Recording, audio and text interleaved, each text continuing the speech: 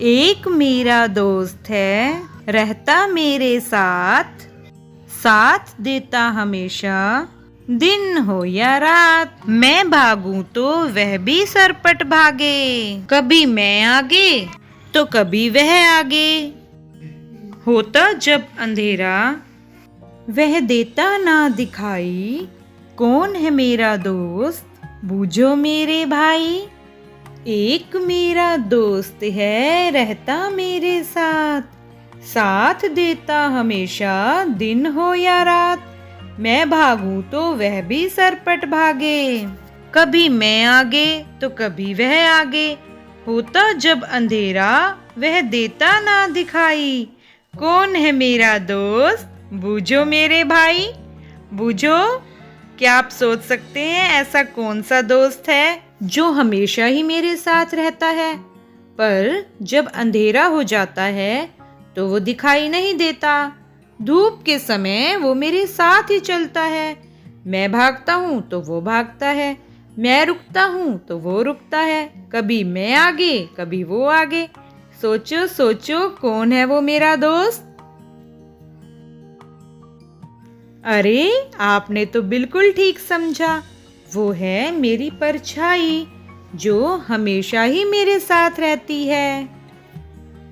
बच्चों, हमने अभी ये कविता पढ़ी और ये कविता आपको कैसी लगी? अच्छा, अब इस कविता को देखकर ये बताइए, इस कविता में साथ शब्द कितनी बार आया है? कौन सा शब्द? साथ। एक मेरा दोस्त है, रहता मेरे साथ, एक बार। साथ देता हमेशा, साथ दूसरी बार। इस कविता में साथ शब्द 2 बार आया है। अच्छा, अब बताइए कभी शब्द कितनी बार आया है? सोचिए।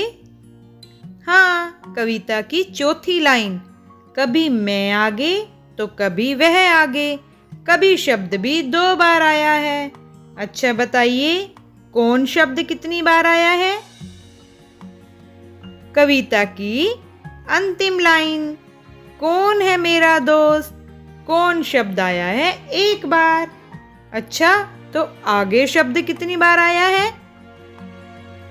हाँ, कविता की चौथी पंक्ति में है, कभी मैं आगे तो कभी वह आगे, आगे शब्द भी 2 बार आया है। बच्चों, आप देख रहे हैं यहाँ वर्ष के महीनों के नाम लिखे हैं।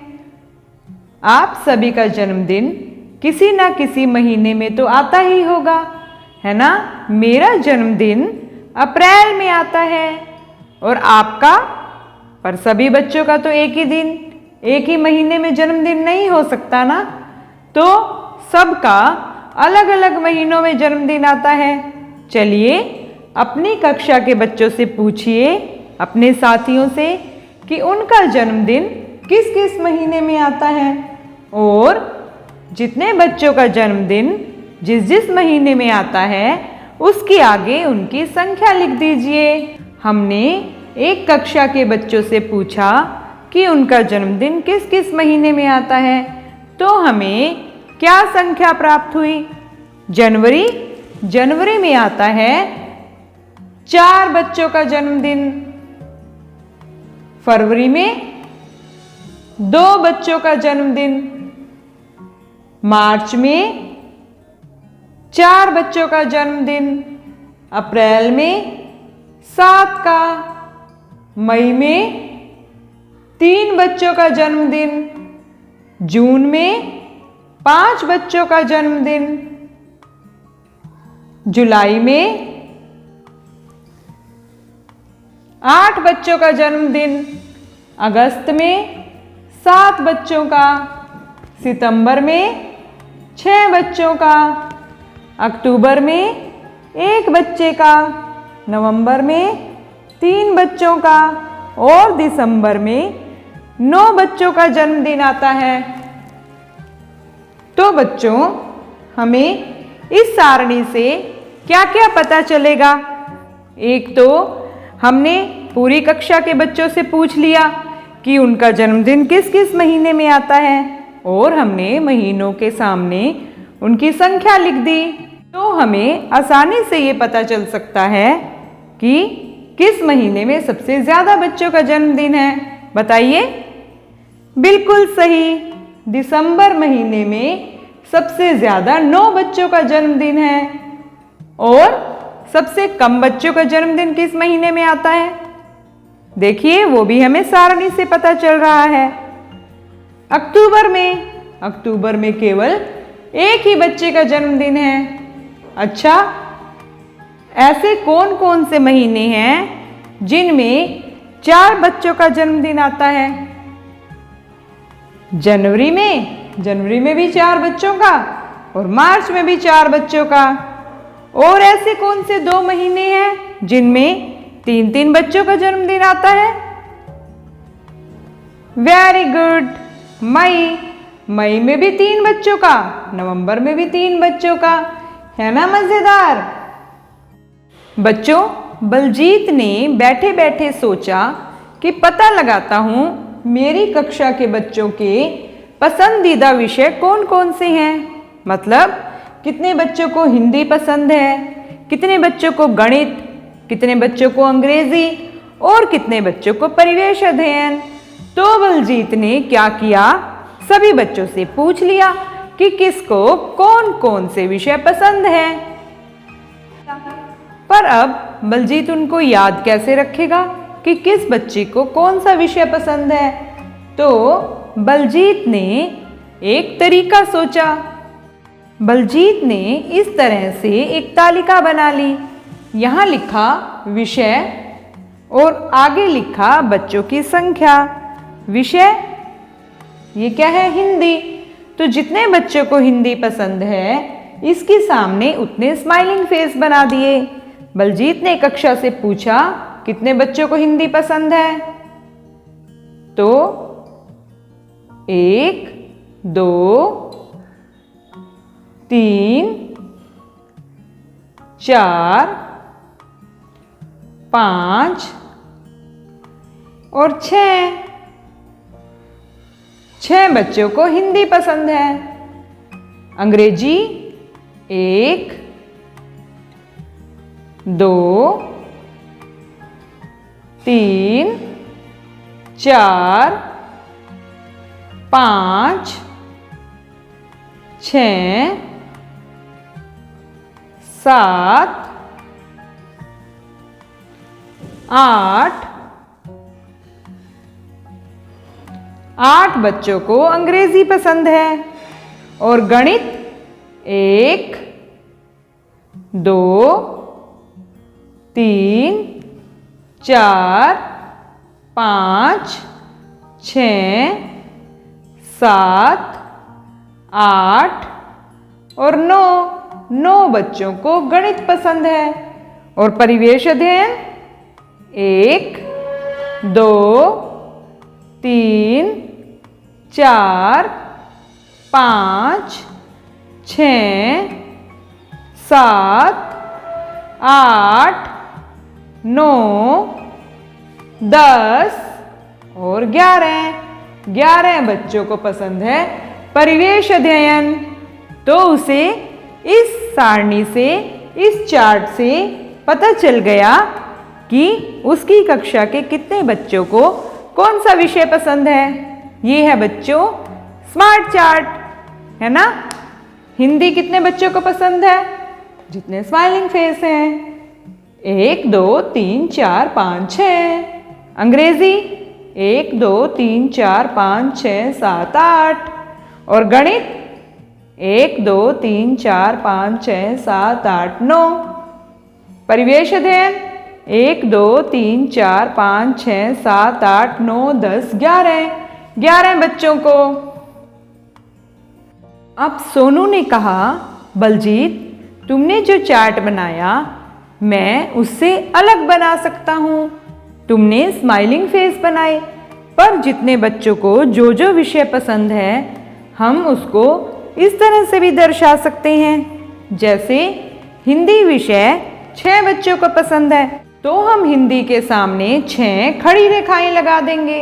1, 2, 3, 4, 5 और 6।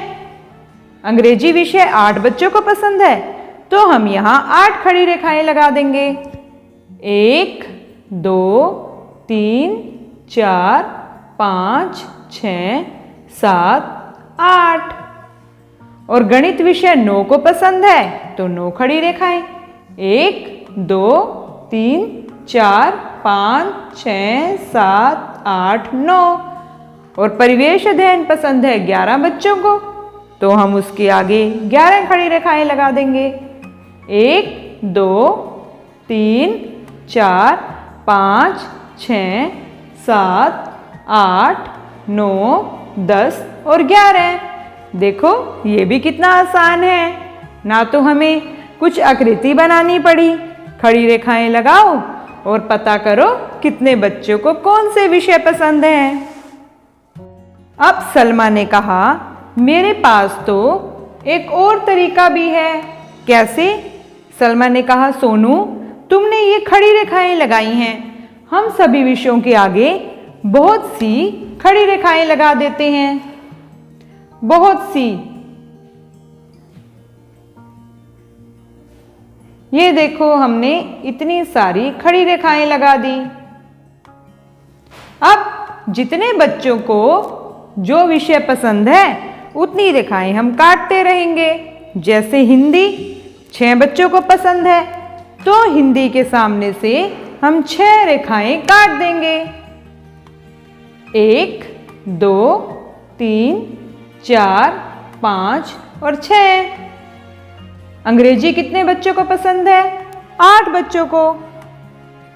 1, 2, 3, 4, 5, 6, 7 और 8। गणित कितने बच्चों को पसंद है? 9 बच्चों को। 1, 2, 3, 4, 5, 6, 7, 8 और 9। और परिवेश अध्ययन कितने बच्चों को पसंद है? 11 बच्चों को। 1, 2, 3, 4, 5, 6, 7, 8, 9, 10 और 11। ये देखो मेरा तरीका भी कितना आसान है ना? अब पवन ने कहा कि तुम्हारे तरीके तो ठीक हैं, लेकिन मेरे पास एक और बहुत अच्छा तरीका है। कैसे? तुम तो इतनी सारी खड़ी रेखाएं लगाते हो, मैंने एक और तरीका सोचा है। देखो क्या तरीका है। जैसे हिंदी 6 बच्चों को पसंद है, तो मैंने क्या किया, 1, 2, 3, 4 रेखाएं लगाकर जब 5वीं रेखा लगानी है 5वें बच्चे के लिए, तो मैं इनको एक टेढ़ी रेखा से काट दूंगा और छठे बच्चे के लिए एक रेखा फिर से लगा दूंगा। अब अगर हमने अंग्रेजी पसंद करने वाले बच्चों की संख्या लिखनी है 8, 1, 2, 3, 4, 5 पे काट दो। 6, 7, 8।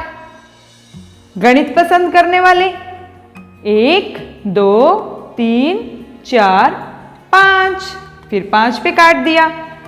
6, 7, 8, 9। और परिवेश अध्ययन कितने बच्चों को पसंद है? 11 बच्चों को। तो 1, 2, 3, 4, 5, 6, 7, 8, 9 फिर से लाइन काट देंगे। 10 और एक अकेली रेखा 11। ये देखो मेरा तरीका कितना आसान है। आप बताइए आपको कौन सा तरीका अच्छा लगा?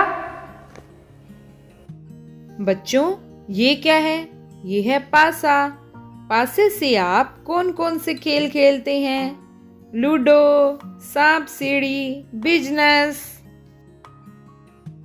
चलिए हम भी पासे से खेल खेलते हैं। हम ये पासा फेंकेंगे और देखते हैं ये पासे के तल 1, 2, 3, 4, 5 या 6 कितनी कितनी बार आता है, वो हम सामने लिखते जाएंगे। ये क्या आया? 4।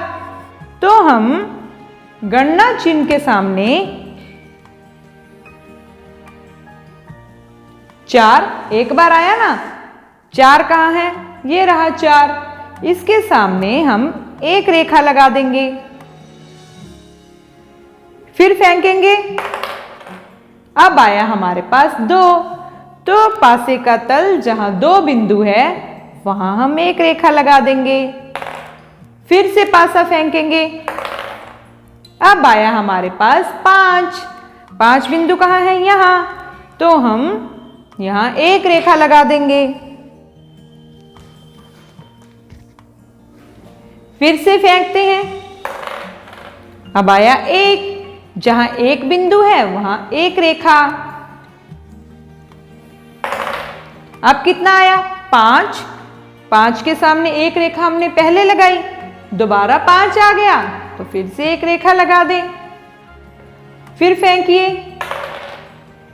4 के सामने हमने एक रेखा पहले लगाई थी, फिर से 4 आ गया तो एक रेखा और, फिर फेंकिए। 6 बिंदु के सामने एक रेखा। 3 बिंदु के सामने एक रेखा। 4 बिंदु के सामने एक और रेखा। 6 के सामने एक और रेखा। 3 के सामने एक और रेखा, फिर फेंकिए।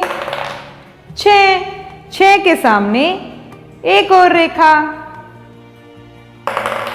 2 के सामने एक और रेखा। तो बच्चों ये तो है गणना चिन्ह। क्या है ये?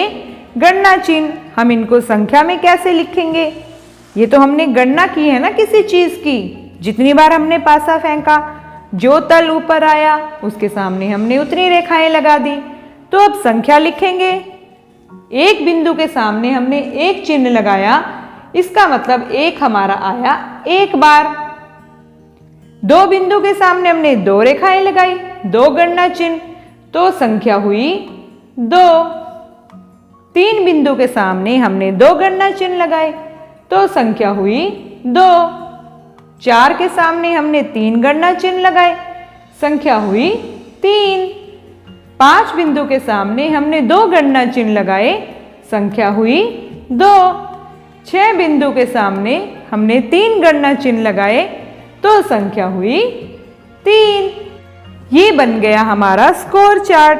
पहले गणना चिन्ह लगाया, फिर उनकी संख्या लिखी। अब आप इस स्कोर चार्ट को देखकर बताइए कि कौन सा तल सबसे ज्यादा बार आया। सबसे ज्यादा संख्या कौन सी है? 3 कितनी बार आया? 2 बार। और किस तल के सामने आया? 6 और 4। तो 4 और 6 वाला तल सबसे ज्यादा बार आया। और सबसे कम कौन से वाला तल आया? 1 वाला, जिसमें एक ही संख्या है। बच्चों, प्रीति, सोनू, मोनू, ललिता और सोनम के पास ये अलग अलग क्यूब हैं। आप भी खेलते हैं ना क्यूब से, ये देखिए। पर वो पांचों आपस में लड़ रहे हैं कि किसका क्यूब ज्यादा बड़ा है। अब कैसे पता चले किसका बड़ा है और किसका छोटा? तो उन्होंने क्या किया, कागज की पट्टियां काट ली, है ना। तो इन पट्टियों से उन्होंने अपने अपने क्यूब को नापना शुरू किया। सबसे पहले हमने लिया प्रीति का क्यूब। प्रीति का क्यूब यहां रखकर हम इस कागज की पट्टी से नाप लेंगे। इतना। तो हम इतनी पट्टी काटकर प्रीति के नाम के सामने रख देंगे। अब सोनू का क्यूब, चलिए सोनू का क्यूब नापते हैं। सोनू का क्यूब है इतना। तो हम इतनी पट्टी काटकर सोनू के नाम के सामने रख देंगे। अब मोनू का क्यूब नापते हैं। मोनू का क्यूब है इतना। तो हम इतनी पट्टी काटकर मोनू के नाम के सामने रख ऐसे। अब हम नापते हैं ललिता का क्यूब। ललिता का क्यूब है इतना, तो हम इतनी पट्टी काटकर ललिता के नाम के सामने रख देंगे ऐसे। अब हम नापते हैं सोनम का क्यूब। सोनम का क्यूब है इतना, तो हम इतनी पट्टी काटकर सोनम के नाम के सामने रख देते हैं ऐसे। पर अब भी क्या हमें पता चल पा रहा है कि किसका क्यूब सबसे छोटा है और किसका क्यूब सबसे बड़ा? नहीं पता चल रहा। क्यों? क्योंकि हमने इनको एक सीध में नहीं रखा। हमने प्रीति के क्यूब के नाप की पट्टी यहाँ रखी, इसके बिल्कुल नीचे रखकर हम सोनू की पट्टी रखेंगे, फिर इसकी सीध में ही मोनू की, फिर इसकी सीध में ललिता की, फिर इसकी सीध में हम रख देंगे सोनम की पट्टी। अब आप देखकर बताइए सबसे छोटा क्यूब आपको किसका लग रहा है? बताइए। हाँ, हमें सोनू का क्यूब सबसे छोटा लग रहा है और उससे बड़ा ललिता का, फिर उससे बड़ा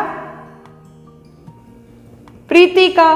पर प्रीति और सोनम का तो क्यूब एक समान है और सबसे बड़ा हमें लग रहा है मोनू का। तो बच्चों ऐसे रखना ये क्या कहलाता है? चलिए हम आगे देखते हैं।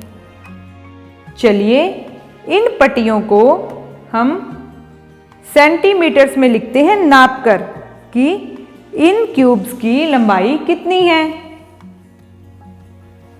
हम इन पट्टियों को एक एक करके स्केल की सहायता से नापते हैं।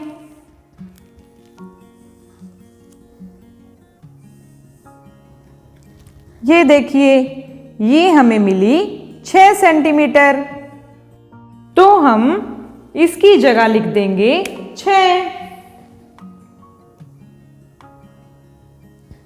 प्रीति का क्यूब है 6 सेंटीमीटर।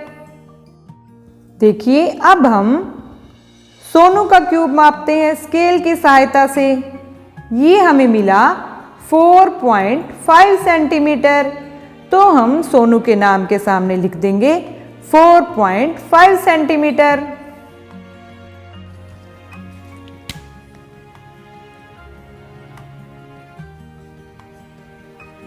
चलिए अब हम मोनू के क्यूब की लंबाई मापते हैं।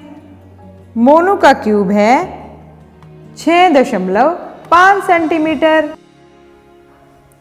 तो हम यहाँ लिख देंगे 6.5 सेंटीमीटर।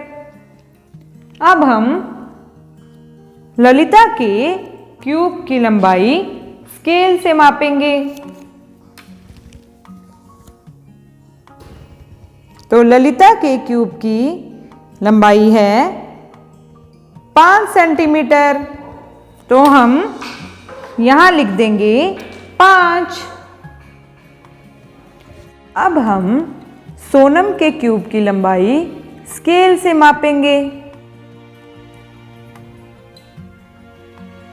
ये भी है 6 सेंटीमीटर, तो हम सोनम के नाम के सामने 6 लिख देंगे। ये बन गई हमारी तालिका। बच्चों, आज कक्षा में गणित की अध्यापिका ने एक टेस्ट लिया। कितने अंक का? 50 अंक का। और उसमें से देखो किसको कितने कितने अंक प्राप्त हुए। प्रीति को प्राप्त हुए 50 में से 50, सोनू को प्राप्त हुए 50 में से 40, मोनू को प्राप्त हुए 50 में से 45, ललिता को 50 में से 30 और सोनम को भी 50 में से 50 अंक प्राप्त हुए। तो बच्चों, हमने जैसे पहले चार्ट देखा। कैसे चार्ट बनाए बच्चों ने? जैसे हमें पवन का चार्ट पसंद आया था कि हम कैसे दर्शा सकते हैं किसी भी चीज़ की संख्या। 4 खड़ी रेखाएं और 5वीं रेखा पर काट दो। तो अब जब इतनी सारी संख्या है, प्रीति को 50 अंक मिले, सोनू को 40, ये अब हम उस तालिका में कैसे दिखाएंगे? ये तो बहुत मुश्किल है, क्योंकि 50 तो हम इतनी रेखाएं लगाएंगे। तो इसके लिए हम क्या करें बच्चों? इसके लिए हम बनाएंगे दंडारेख।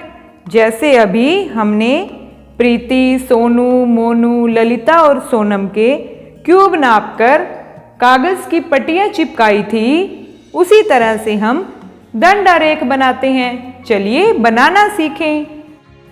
ये देखिए बच्चों, हमने एक खड़ी रेखा लगाई और एक पड़ी रेखा।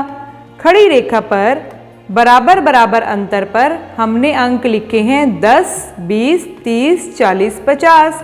सबके बीच का अंतर 10 है। और नीचे हमने जितनी चीज़ दिखानी है या जितनी भी संख्या दिखानी है वो हम लिख देंगे। हमें क्या दिखाना है बच्चों के अंक? तो हम लिखेंगे प्रीति,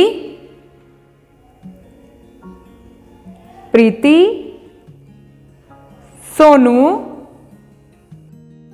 मोनू,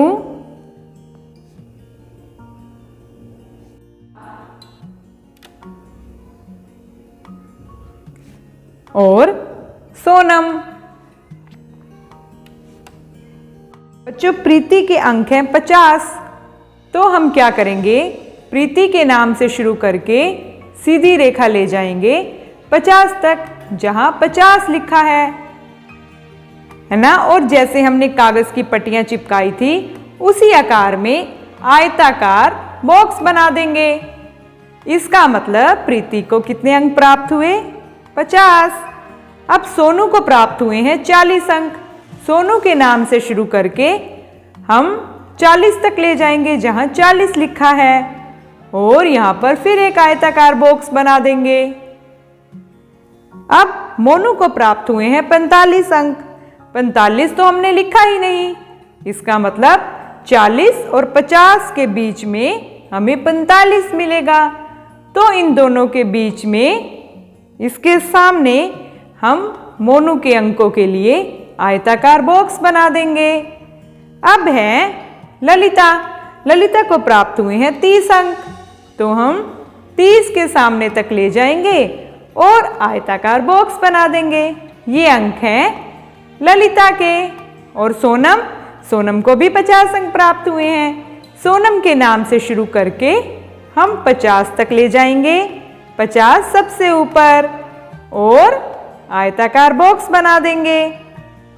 तो इससे आप आसानी से पता लगा सकते हैं कि किस बच्चे को कितने अंक प्राप्त हुए, और ना ही हमें ज़्यादा रेखाएं लगानी पड़ी। तो छोटी संख्या के लिए हम उस चार्ट का प्रयोग करते हैं, और बड़ी संख्याएं दर्शाने के लिए हम दंडारेख का प्रयोग करते हैं। तो ये है हमारा स्कोर चार्ट। आपको अच्छा लगा? अब आप भी अलग अलग चीज़ों की संख्याएं बताने के लिए अलग अलग तरह के दंडारेख, तालिकाएं बना सकते हैं।